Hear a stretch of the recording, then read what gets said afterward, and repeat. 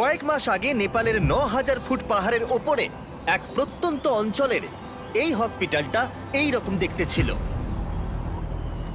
প্রত্যন্ত অঞ্চল হওয়ায় এখানে কোনো ইলেকট্রিসিটি ছিল না, তার মানে স্থানীয় ডাক্তারদের চিকিৎসার সরঞ্জাম ব্যবহারের সুযোগ ছিল না, এবং মাঝে মাঝে অন্ধকারের মধ্যেই জটিল অস্ত্রোপচার করতে হতো একটা ফ্ল্যাশ লাইট আর সাধারণ কিছু সরঞ্জামের সাহায্যে। এদের যদি উন্নত চিকিৎসার প্রয়োজন হয় তাহলে তাদেরকে কয়েক ঘন্টা হেঁটে অন্য জায়গায় যেতে হয়, আর এই সীমাবদ্ধতার ফলে এখানে মৃত্যু আর গর্ভপাতের ঘটনা প্রায় ঘটছে।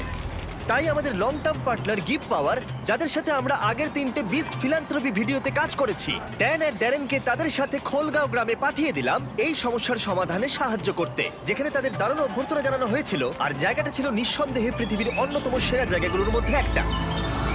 প্রথম দিন সকালে ড্যারেন সঞ্জয় নামে একজন স্থানীয় গিভ পাওয়ার ইঞ্জিনিয়ারের সাথে দেখা করলো, যে নীরা সম্পর্কে একটা মর্মান্তিক গল্প বলেছিল। নীরা গ্রামের একজন মহিলা যে তার বাচ্চাকে হারিয়েছিল প্রচন্ড ঠান্ডার জন্য।